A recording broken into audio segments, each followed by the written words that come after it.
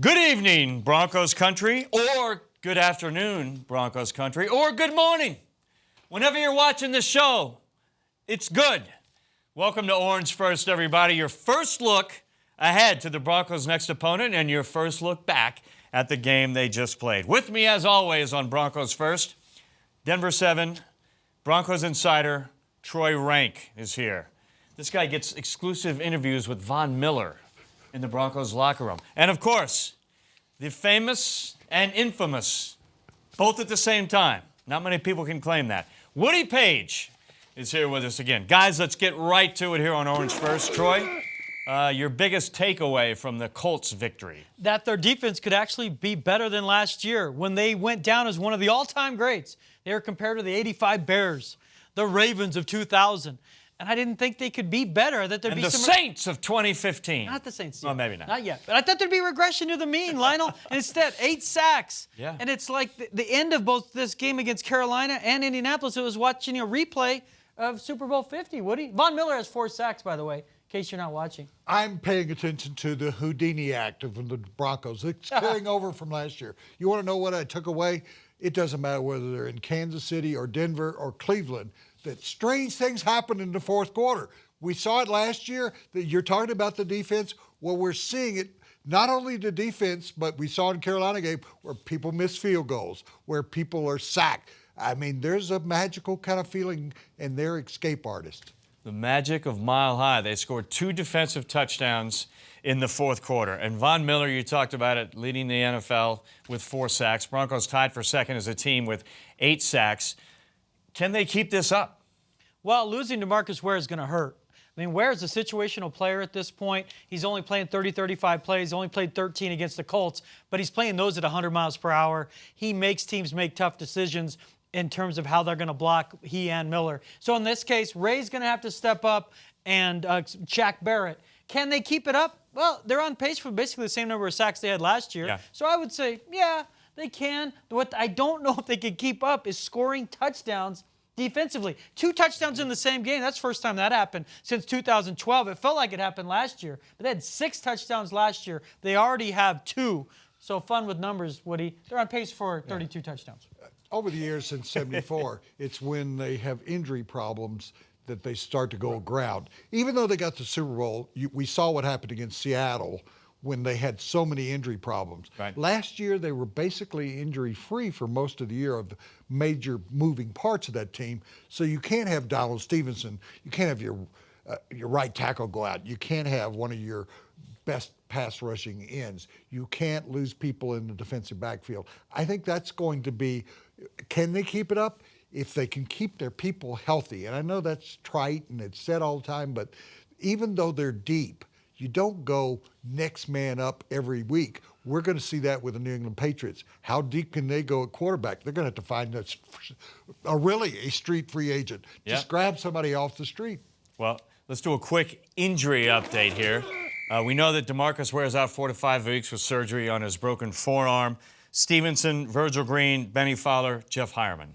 So Stevenson's out for this game. I talked to him. It's a calf strain. He had it early in camp. Says it's about a 7 to 10 day injury. So he's out. Virgil Green believes he's going to play this week. You look at Hireman, he will be playing because Virgil Green, remember, and Hireman hasn't played in the NFL. So this is kind of the time. I mean, really, Jeff, come on, join the party here. You're missing it now. So he should play, and Benny Fowler is on track to be activated. Wouldn't it be funny if he finally plays and we find out he's no good? All that buildup. He profiles. And what do we have? He You're profiles as a very, very good weapon in this offense, but we have no idea. We haven't seen him. Time for our quarterback update here on Orange First. Trevor Siemian, through 2 games, 1 touchdown pass, 3 interceptions, 74.4 passer rating, 31st in the NFL. Can you take anything good from those numbers? You say this like Anything it's a bad good. thing. 31st rated passer. What does he have against Trevor Siemian? No, I got nothing against Siemian, Bobby Hebert's not coming out here to those quarterback. numbers I just said, could Paxton Lynch put up the exact same numbers and get game experience and progress to the point where he's a quarterback of the future right now? Help him out. Help him out. Would he? No. 1 touchdown, 3 picks. The only issue I have with Siemian is this. He has no touchdowns in the red zone. And they're the 20th scoring team in the red zone right now. That has to be fixed. You can't win on the road when you just settle for field goals. Okay. And I keep telling you, Lionel, and I'm harder on quarterbacks than anybody. And you said Paxton Lynch should be named the starter anyway before the Well, season started. I think they'd be just as well off if he had come Would a they little be bit 2-0 stronger. with Paxton But Lynch? let me just finish here quickly. Okay, sure. This is the same production they got out of 2 quarterbacks last year. Right. There's no difference. And secondly, when you're coming down hard on Trevor, he's a guy that is now played 2 games in the National Football League. Let's give him a little bit of leeway to get better each week. We're seeing a competent quarterback, not a great quarterback, but we're seeing a guy that's not losing the game for him. He is throwing some interceptions. He's not fumbling it away. When he is sacked, he's hanging on to the football. There's already been a little grousing from the receivers about not getting enough action. Right. Their offense isn't set up. Well, it isn't. That's the Kubiak offense, in case you didn't know, guys. Cliff Notes version. They don't throw like they did under Manning. But they have those guys have confidence in Simeon. So to your question, if they put Paxton in there and they struggle, they see themselves as a team that can win a Super Bowl. They would go ballistic. Right. You would have turmoil in the locker room. What are we doing? This guy I am not isn't ready. saying put Paxton Lynch in the game now. I'm saying if you would have started with Paxton they're Lynch, 1-1. would you be at the same spot you are now with the numbers Trevor's put up? Would you be 2-0? You I think can't they're put 1-1. Paxton in right now. They're 2-0, and Trevor He's okay. Yes. He's just okay. That's pretty much it. And he's the 7th most accurate. He's 40 for 59. He's making all the short throws. Against the Colts, he did not complete a pass of more than 20 yards. He didn't throw one more than 20 yards in the air. That has to change. But as what he said, it's 2 games. Right. But I think they'd be 1-1 if Lynch were starting, because I think they would have lost to Carolina. But that's hypothetical. Who knows? All right, guys, let's get to our next opponent and the keys to the game in beating the 1-1 Bengals in Cincinnati coming up this Sunday. Andy Dalton, number 1 in the NFL in yards per game passing, 366 yards a game. He's got 732 yards passing in 2 games, but they lost to the Steelers in their last one. What's the key to beating this Bengals team on the road? Well, historically, they've always played poorly in Cincinnati. We saw it under Peyton Manning. We saw it when John Elway was here. We saw it when Brian Griese went to Cincinnati. So that is an issue. They're horses for courses, and Cincinnati is not a course for these horses. So I think trying to get past that is one thing. Trying to do turnovers, and you were able to do it in another Ohio City last year. Yep. Once again, they're going to have to depend a lot on the defense and get to Dalton, A, and B, when they don't get to Dalton, have those cornerbacks. It's now time for Chris Harris Jr.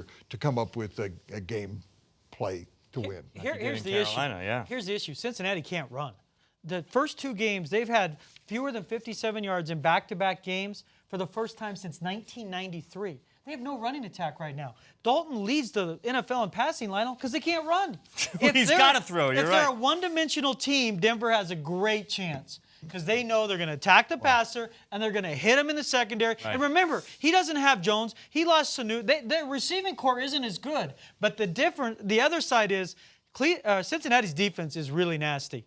They can hit. They get after it. They get fined. I mean, they have been accused of being dirty. Yeah. So this will be, for me, the biggest challenge for the Broncos offense, because Cincinnati at home opener, they are going to be human Red Bulls going crazy. Can they kind of take the punches early and keep it close? That's what I'm wanting to see, Woody. I think we saw it in the Super Bowl. We've seen it the first 2 weeks. I think the defense should be, instead of the no-fly zone this year, it should be, if you can't run, you can't hide, because we'll get your quarterback. I like it. Yeah, getting to the quarterback, getting to Dalton, I think is a key. I've said it every week now. Getting to Cam Newton, and then getting to Andrew Luck, and now getting to Dalton. I think that's the key. A key every week. But look who they've beaten these last games. They beat Roethlisberger, Brady, Newton, Luck. That's pretty crazy There you group go. of guys you've knocked out. So Dalton, Get to Dalton, you beat Phillip the Bengals. Rivers. Phillip Rivers, the last game of the Hey, season. Bengals are 3.5-point favorites already. 3.5-point favorites going into this thing. Well, that's the home field advantage. That's basically No surprise, what that is. I don't think. And I think that we have not mentioned a name, but the greening of Cincinnati, A.J. Green, if you don't stop him, he could go off for a big game with Dalton. He's their Von Miller. He is that good. You have to game plan for him specifically. Let's go to talking dirty now. Last week we had to talk about how the Broncos defense was being accused of dirty hits on Cam Newton. And then we had Darian Stewart come in and get a personal foul penalty when he hit a sliding Andrew Luck. And T.J. Ward also with a big hit. Are we going to see more fines coming for the Broncos defense this week? Well, last week we knew it with Marshall and Stewart. Yeah. That was $42K. But I would tell you, Lionel, that I think Ward is he's in line for a fine based on the defenseless receiver rule. Stewart's is a little different because, Luck's sliding and then he's jumping at him. But if they think he launched, he's going to get fined. Come on. Well, I'm just saying He was giving him He had the an business. elbow to the helmet. Giving him the business. And he was out of the pocket. Giving him the business. The quarterback as a runner gets a little foggy. He's sliding. But he wasn't sliding. He was up, and then he went. on. But if he gets fined, I would not be surprised. But Woody, we said this last week. Being called dirty as a defense. Is that a bad thing? Bad thing? I mean, The Raiders won Super Bowls. They were successful for a long time being a, quote, dirty team, and they actually were dirtier than this team, if you think about some of the people they had then. But the Broncos, people go, oh, don't say it about our Broncos. Ward's not a finesse player. Akeem can be a difficult player. He'll do that curly Larry Moe thing. Chris Harris is more of a finesse player, but he can, and Ware was, he was guilty of some actions after the play happened last year. Right. So there's nothing really wrong with it unless you lose game getting too many personal fouls. As long as it's not selfish. But if you pitch inside, you're going to hit people. Bob Gibson, Drysdale, Nolan Ryan. If you pitch inside, there's going to be some consequences. At some point, you're going to get hit. Robin Ventura is going to charge the man. And sometimes you're going to upset him. That's all right. Hey, live with let's do a quick. Let's do a quick tennis analogy. It's 105 mile per hour, sir. All right, time now for our Connect with the Fan segment. Voice of the Fan right here on Orange First. Troy, what do you have? I got a great Twitter village. I sought out some questions. We got some good ones here. First one comes from John Vandy. I don't know if that's an alias. We'll just pretend it's not. Can you see them making a move, meaning the Broncos, for a free agent tight end, Woody, given the injuries to Virgil Green and the fact we haven't seen Hireman playing a game? What do you think, Lionel, Woody? I don't think so because I have looked at the free agents that are out there, and there's not much on the street.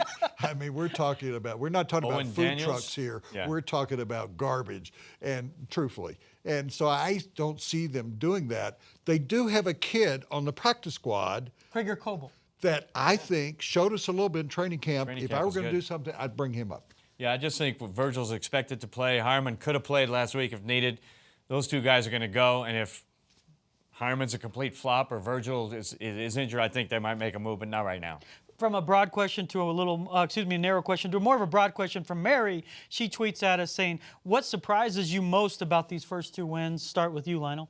The most surprising thing is that they have been able to come up with defensive touchdowns again, or big plays like Chris Harris in the first game, the pickoff, and then the two fourth-quarter touchdowns, Von Miller and Shane Ray and Aqib Talib, that they've been able to do that the first two games, carry that over to 2016. Because I think the whole offseason thing was, they're not going to be able to do that same. They might be a great defense, but scoring touchdowns and pick sixes by Talib, they're not going to get those same breaks or do those same things they have in the first two games. For Moa, it's the offensive line.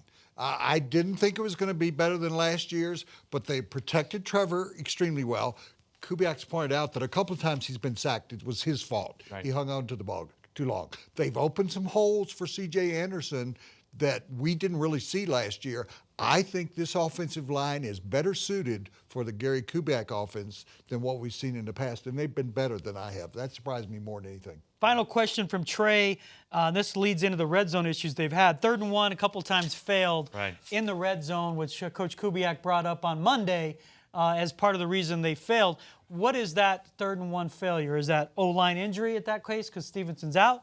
Is it play calling, lack of confidence in Trevor? What do you guys see? I'll go with you, Woody. I think it's more of the play calling. Yeah, I agree. I think that's a proper position to use the bubble screen to Demaryius. I think you've got to get outside. That's what Trevor and Jake Plummer, let me take you back for 1 second. Jake Plummer, when he would do the naked bootleg, and I think that would be very successful on 3rd and 1 because you're faking into the line with C.J. Anderson, and then you roll out, and you've got a couple of possibilities there. What do you think, Lionel? I go with the play calling. On 3rd and 1, you hand the ball off twice right into the the meat of the defense. roll out, play fake, have Trevor fake it into the line and then naked boot, drag the tight end across, and you got options. Trevor can run for a yard, or you can dump it to the tight end for a yard. Do something creative there. Don't just hand it off to CJ, and let him run it. Go in here. You know that? Whatever Woody says, I'm with. Thank you, Twitter Village. We appreciate it. Yes. We'll get your questions each week on Orange First. So thank you to all the Twitter Village. All right, guys, quickly. Time for Broncos off the field in the community. Brandon Marshall is going to take his message of positive change out this week to fourth grade students at Valverde Elementary School. He's going to challenge the students to improve their attendance to 95% and have a pizza party for them. This is something that Brandon, instead of just kneeling like we talked about, he has decided to physically and in reality go out and make a change here. That's what I like. If you're going to have your protest, you just don't leave it on the field. And I'm not using a cliche here. I'm saying this to all the players in the National Football League. You need to be getting out like Brandon Marshall and proving that you're going to try and make a change. Meet with the police chief. Do something in the community. Reach out to people and say, let's have conversation and talk about, have conversation about what we're going to do to make social injustice a past history kind of thing. A lot of It guys shows you how serious he is about it. Yeah, a lot of guys are doing stuff off the field. Every Tuesday on their day off, there's at least 2 or 3 things going on. We'll cover those for you and let you know about those things. Broncos off the field here on Orange First. All right, stop, stand down, everybody. It's time for Woody's rant. Woody Page, what do you have this week, Woody? World of Demaryius Thomas. Shut up!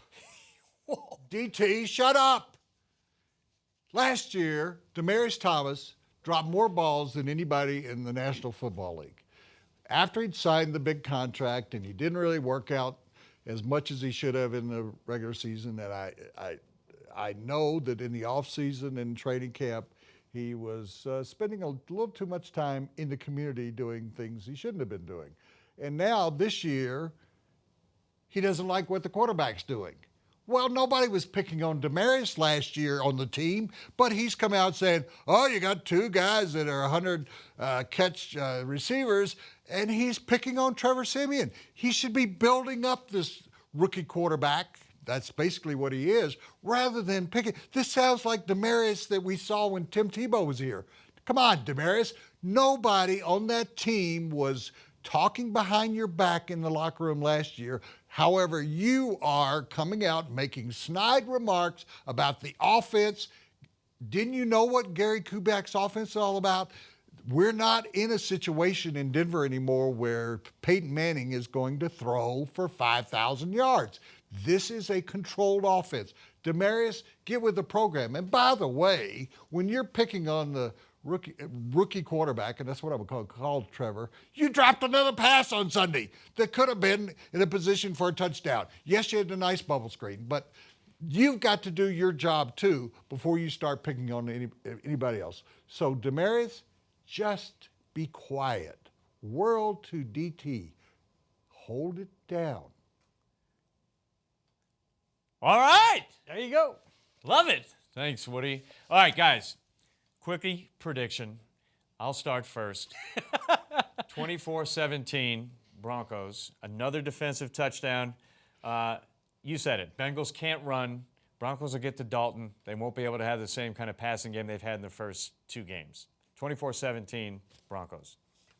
I'm picking them to win with no confidence. These new polls you do where you have to do confidence in your selection. No confidence. I don't have confidence in it because they're on the road and they've got a young quarterback. But I'm going to say Broncos 18-15 in an ugly, grimy, greasy game that's decided by a field goal by Brandon McManus. I think they have a chance. I really do. However, I'm picking Cincinnati 30, Broncos 20.